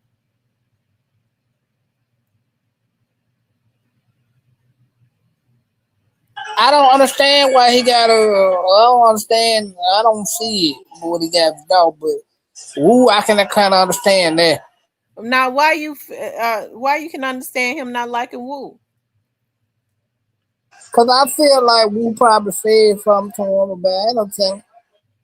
Said something to him about what? Or said something. I don't tell you, them niggas was in their feelings, so they probably said something. Well, I mean, he ought to understand that because he was involved. Well, the man was proven to be innocent. No, he wasn't proven to be innocent. He was found not guilty. The same thing. He ain't going to jail. There's a difference in being innocent and being found not guilty. That was just a shadow. That was doubt. That was in the minds of the jury. That was doubt. They didn't say he was innocent. They just had some doubt in their minds. Therefore, they felt like he did it. His attorney raised doubt. Boy, Steve Morrow, y'all cold. Y'all cold. When Steve Morrow come on here, you probably say him you his biggest fan. He said, I'm his biggest fan. Mm-hmm.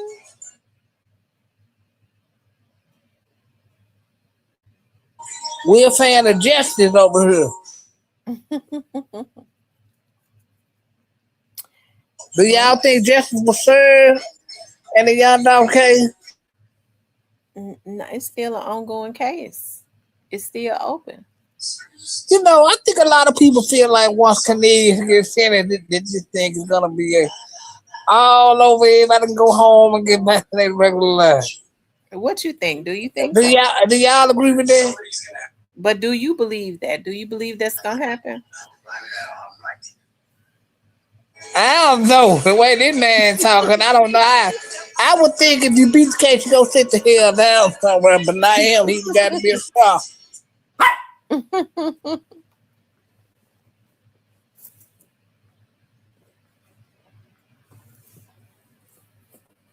Well,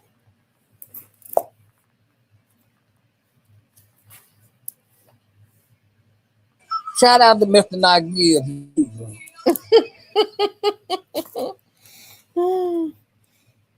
Yeah, make sure y'all hit the like button. Cypress White. I can. Do y'all agree that he said that ain't nobody else left to charge in the case? I think he throw that up just for y'all. He said ain't nobody else to be charged in the case. Who said that? Come on, man. We heard Mr. Nagil say ain't nobody else to be charged in the case. He throw that shit up just for y'all. Well, no, it depends. How he know? He don't give me he don't know. Well, I mean, he Well, should he was. know. Well, he know because he was charged and he beat the case. All he know is about his case. He don't know what goes on in a government office. Not unless he working with them. I ain't gonna deny. But you can get the way.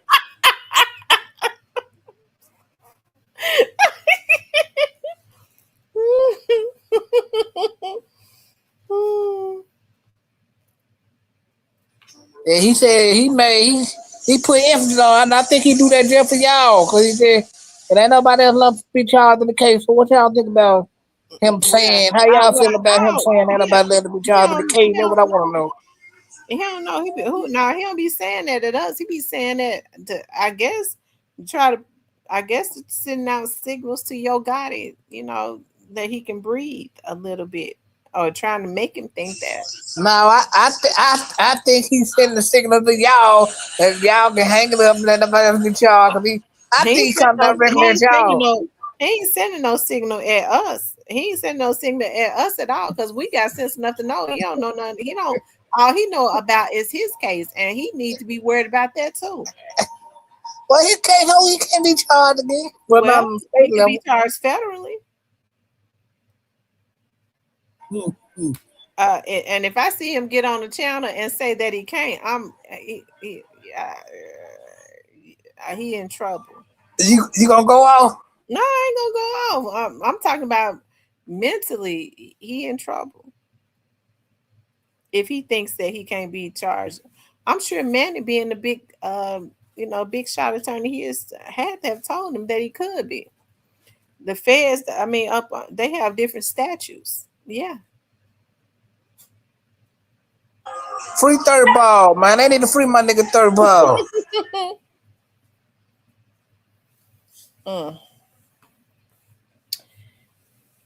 Dirtball did that to himself. What Man, they call free my nigga third ball. Dirtball did that to himself. Yeah. Mr. Not Guilty said, ain't nobody else left to be charged. Y'all can hang it up in the rap. Mr. Not Guilty. I don't listen to what Mr. Not Guilty say as it relates to that, because he out of his lane when he say that. Now, when he gets to talking about who was all involved in the murder and all that, I listen to him when he say that, because he in his lane. Y'all don't want to believe when he said ain't nobody else left to be charged. Why would I believe him? As he out of his lane when he starts saying stuff like that. Maybe he talking about statewide. I don't know. We shall see. But he out of his lane when he talk about statewide.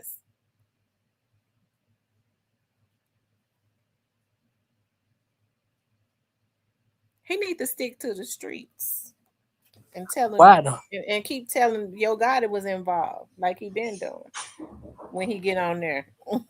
He do the interview. He didn't say Yo God was involved. Yeah, well, he might as well have said it.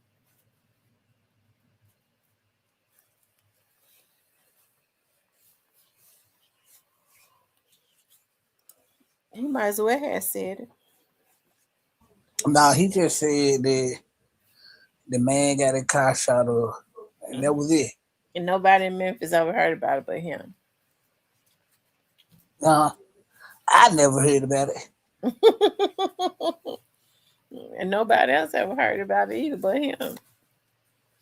He might have been the one shot it up here, since he know about it and don't nobody else know about it. I'm convinced it was him. He was taking money for hits.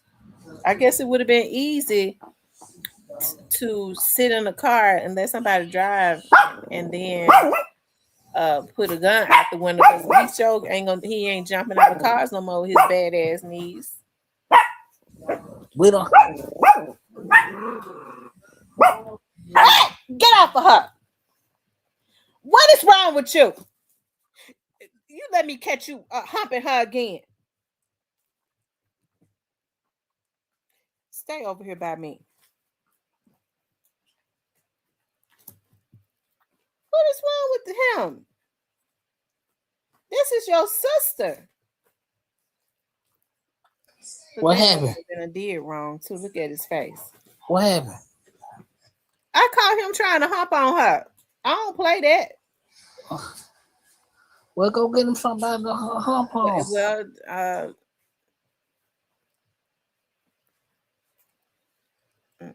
I got them neutered so that they won't have no nature, and they still humping. Why they ain't Hey, I don't know why he ain't he, because I had them neutered. I had the boys neutered, not the girl, because I'm gonna breed her. She's golden. She's golden. She's a golden color, and I'm going to get well, my cousin has a pure white Yorkie, pure breed, just like she is, and I'm gonna breed them, and now I'm gonna sell the puppies. Get away from over there. What's going on over there? Get over here by me. I don't want you over there by the boys. You can't. I don't want you hanging out with the boys. You hang out with me. What you doing? Get back over there. I wonder if she and he. They know we don't do this.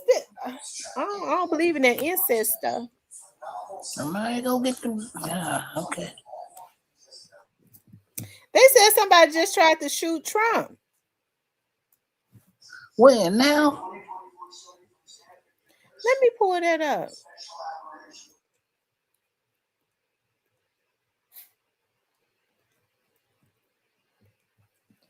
Why is you constantly trying to be about her? Don't play with me. Hold on 1 second.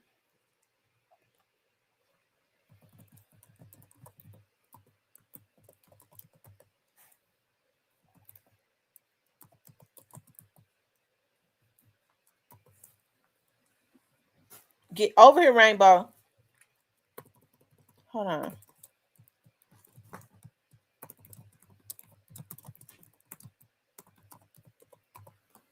I think Trump running scared. What they did? So what did happen there? I don't see that. Where did it happen there? Because I'm looking it up. I don't see it. It said someone just tried to shoot Trump. Oh, that might be fake news. Oh.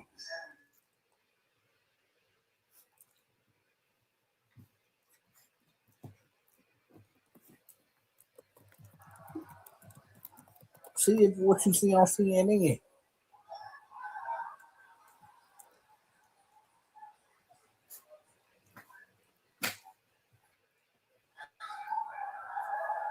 They said Trump cancels Witkoff Kushner's Pakistan trip for Iran negotiations. That ain't why he canceled it. He know he can't. He know he ain't. It ain't good for him to travel. Oh. You said he Out of the country what? because they're gonna get him. Yeah. So what they trying to shoot him in though? I didn't see that. I just looked for it. I didn't see it. Oh, okay. Hold on. Hold on.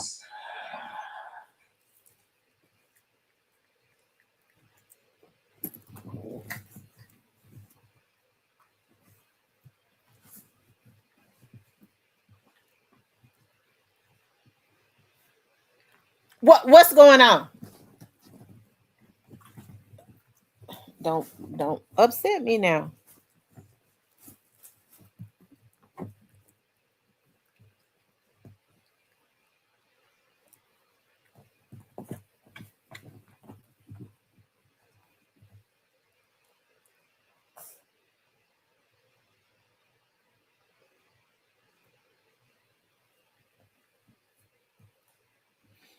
Anyway, Shuan.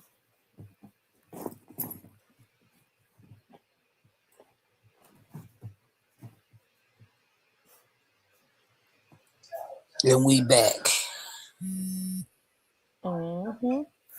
Yeah.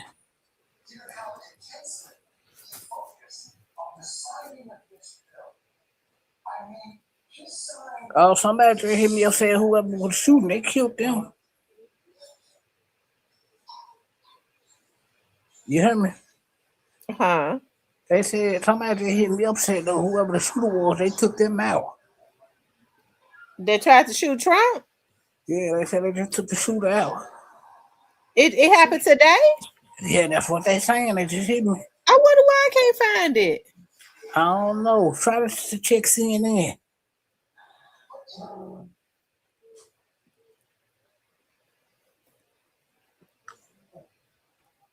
I don't know. I don't know.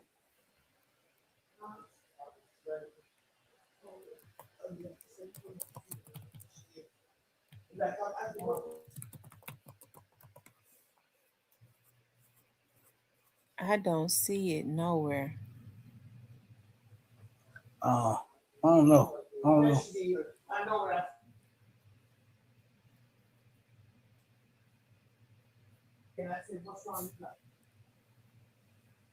I don't know. I'm hoping it's fake news though. Hold on, y'all. CNN. It might be White House correspondents' dinner interrupted. President Trump and his staff have been rushed from the event. They sure got their guns. Something went on. Ooh, he might be staging.